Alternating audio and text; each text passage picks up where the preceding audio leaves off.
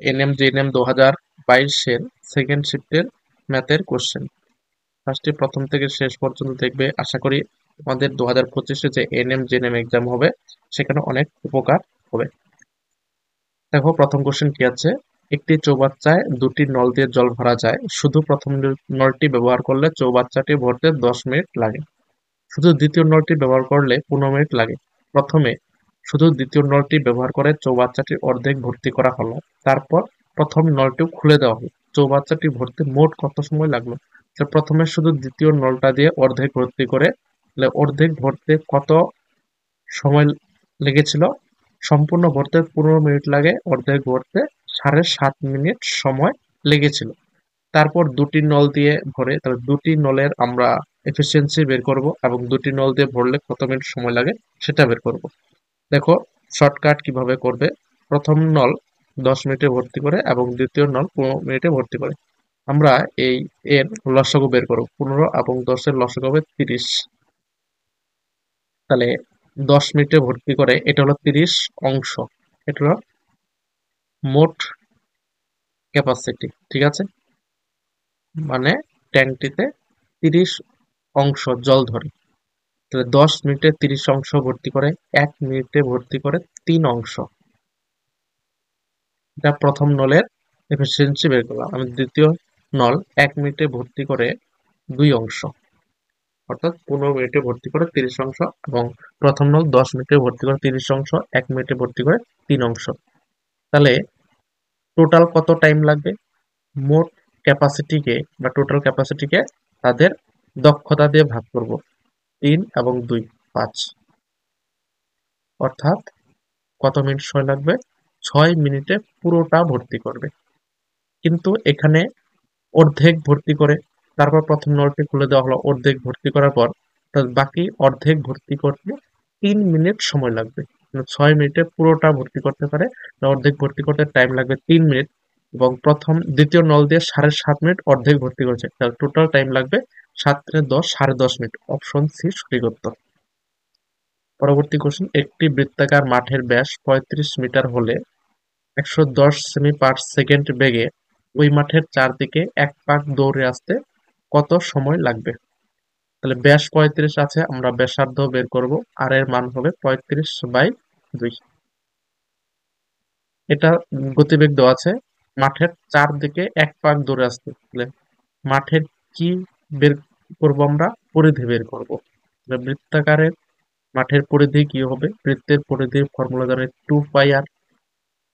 তাহলে 2 × পাই এর মান 22/7, আর এর মান কত? 35/2। 35/2, 2 কাটা, 5 × 7 = 35। 22 দিয়ে 5কে গুণ করলে 5 × 10, 5 × 10 13, অর্থাৎ 130 মিটার। মাঠের পরিধি হচ্ছে 130 মিটার। তাহলে এটাকে আমরা সেন্টিমিটারে বানাবো। তাহলে 130 মিটার ডেসিমিটার সেন্টিমিটার, অর্থাৎ 100 দিয়ে গুণ হবে, তাহলে হবে 13,000 সেমি। ঠিক আছে, 13,000 সেমি। সরি, ভুল হয়েছে, এখানে 130 হবে না, 5 × 2 = 10, 10 11, 110 হবে, অর্থাৎ এটা হবে 110, তারপর 2টা শূন্য, 11,000 মিটার। তাহলে মিটার না, এবার সেমি করলাম, 11,000 সেমি। ঠিক আছে, তাহলে 110 সেমি পার সেকেন্ড গতিবেগ, 1 সেকেন্ডে যায় 110 সেমি। তাহলে 110 সেমি যায় 1 সেকেন্ডে, 1 সেমি যায় 110 ভাগ হবে, এবং 11,000 সেমি, অর্থাৎ 1/110 ইন্টু 11,000। 110 দিয়ে কাটলে কত হবে? 100। 100 গুণ 1 সমান 100 সেকেন্ড সময় লাগবে। অপশন এ সঠিক উত্তর। পরের কোশ্চেন, পাশাপাশি দুটি স্কুলের ছাত্রছাত্রীর মোট সংখ্যা সমান, কিন্তু ছাত্র-ছাত্রীর সংখ্যার অনুপাত একটিতে 9:10 এবং অন্যটিতে 10:9 হলে দুটি স্কুল মিলে ছাত্রছাত্রীর সংখ্যার অনুপাত কত হবে? এখানে উত্তর হবে 1:1। যদি এই অনুপাতটা ঠিক উল্টো থাকে তাহলে 1:1 হয়, এটা মনে রাখবে। তাও অঙ্কটা করে দেখিয়ে দিচ্ছি কিভাবে হবে। তাহলে প্রথম স্কুলে ছাত্রের সংখ্যা কত? 19, টোটাল হলো 19 ভাগ, 19 ভাগের মধ্যে 9 ভাগ যোগ। পরের স্কুলে আমরা ছাত্র বের করবো, 19 ভাগের মধ্যে 10 ভাগ অনুপাত, এবার ছাত্রীর সংখ্যা 19 ভাগের মধ্যে 10 ভাগ, এবং এখানে হচ্ছে 19 ভাগের মধ্যে 9 ভাগ, 19 লসাগু, উপরে 10 যোগ 9 19, এখানে কত? 10 যোগ 9 19/19, তাহলে কত হবে? 1:1। অপশন ডি সঠিক উত্তর। পরবর্তী কোশ্চেন, একটি সমবায় ব্যাংক প্রথম বছরে 5% দ্বিতীয় বছরে 4% চক্রবৃদ্ধি হারে সুদ দেয়। কিছু টাকা যদি 2 বছরের সুদ আসলে এত টাকা হয়, তাহলে আসলের পরিমাণ কত? তাহলে আমরা আসল ধরে নেব 100 টাকা। ঠিক আছে, তাহলে প্রথম বছরের সুদ হবে 5 টাকা 5% হারে, এবং দ্বিতীয় বছরে 4% হারে সুদ হবে। তাহলে কত হবে? 100 টাকার সুদ হবে 4 টাকা।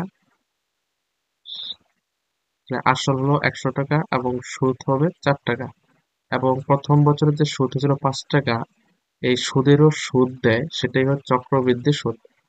তাহলে এই 5 হবে আসল হয়ে যাবে, এবং 5-এর 4% কত হবে? 0.0 না, 0.20 হবে। কিভাবে হলো? 4 গুণন 4/100, 4 25 100, 5 5 25, তাহলে 1/5 মানে কি? 0.2। ঠিক আছে, 0.20। তাহলে টোটাল সুদ আসল কত হচ্ছে? 100 টাকা, 5 টাকা, 4 টাকা, 9 টাকা, 109.20 টাকা। এটা হচ্ছে সুদ আসল। ঠিক আছে, তাহলে 109.20 টাকা সুদ আসল হচ্ছে, কিন্তু প্রশ্নে বলা আছে আমার হিসাবে সুদ আসল হচ্ছে 109.20 টাকা, সমান সমান আমরা 2184 টাকা লিখতে পারি। তাহলে 1 টাকা মানে 109.20 দিয়ে ভাগ হবে, এবং 100 টাকা বের করবো, আমরা মূলধন 100 টাকা ধরেছিলাম, তাহলে 100 দিয়ে গুণ হবে। এটা করলে উত্তর বের হবে। ঠিক আছে, তাহলে দশমিক তুলে কত লিখবো? আমরা উপরে 100 গুণ করবো। ঠিক আছে, উপরে আমরা 100 গুণ করবো, এই 100 কাটা, এটা যদি কাটি 2 বার যাবে, অর্থাৎ কত হচ্ছে? 2000 টাকা। ঠিক আছে, পরের ক্লাসে আমরা বাকি অঙ্কগুলো সমাধান করব।